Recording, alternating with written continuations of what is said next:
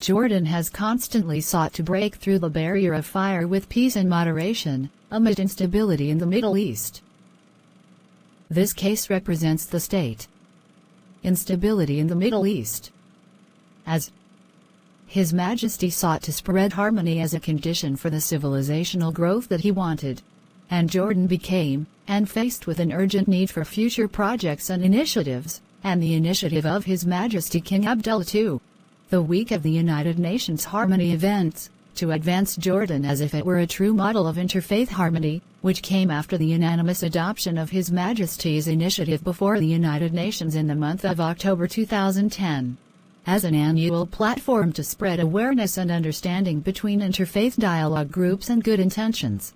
Through activities and events, and avoid repeating the discussion in this issue.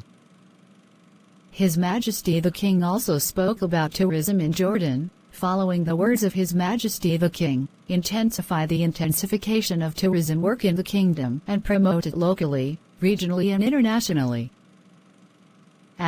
King, the commercial character in many summer pavilions. Amman, June 20, Petra. His Majesty King Abdullah II affirmed the appropriate place to learn about our culture and see the remarkable places, as the development in the tourism movement has been evident since last year. And the Kingdom statement came from Time magazine for the city of Aqaba, one of the best tourist places in the world. He explained that Aqaba achieved the highest occupancy rate in general in Jordan, but this week, it was explained by its proximity to Petra and Wadi Rum, and the multiple activities in the coastal city. Tourism in tourist areas, attractive in tourist areas. Due to the proximity of Aqaba to Wadi Rum and Petra, it helps to increase the number of tourists, in addition to King Hussein Airport in Aqaba, which receives low-cost flights. Now you will see a video of His Majesty King Abdullah II in his speech at the Interfaith Harmony Initiative Week.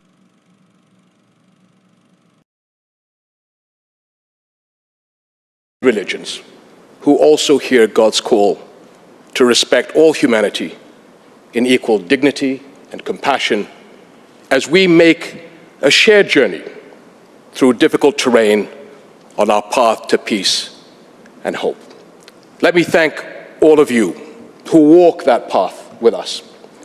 Foundations like yours which continue to shine a light on the humanitarian values we all share, while working to promote peace, justice, and dialogue to bring peoples together. Archbishop, Jordan has welcomed your mission's partnership in supporting UN interfaith initiatives, such as work that helps more and more people to see through the ugly, false, hate-filled narratives peddled by extremists. His Holiness Pope Francis himself has repeatedly reached out to the Muslim world, speaking of his profound respect and esteem for the Muslim community. And he has praised the religious freedom that supports Jordan's historic Christian community as a full and vital part of our society. And they certainly are.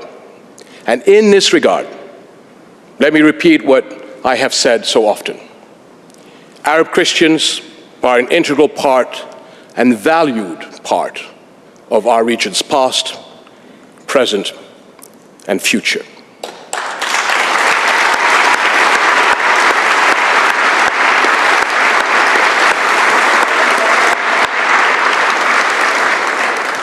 My friends, politics, technology, and the economy cannot alone shape a better world.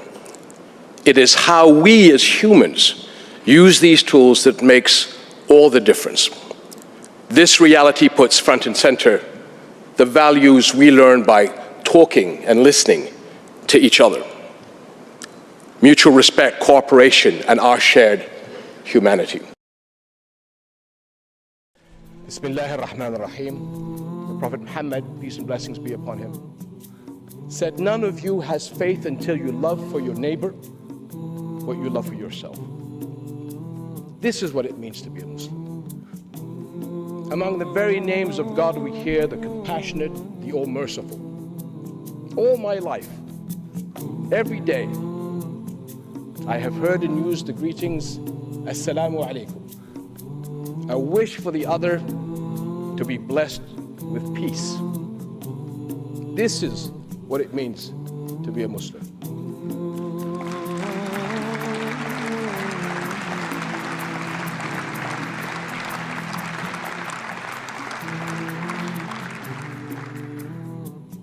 More than 1,000 years ago, before the Geneva Conventions, Muslim soldiers were ordered not to kill a child, a woman, or an old person, not to destroy a tree, not to harm a priest, not to destroy a church. These are the same values of Islam we were taught in school as children: not to destroy or desecrate a place where God is worshipped, not a mosque, not a church, not a synagogue. This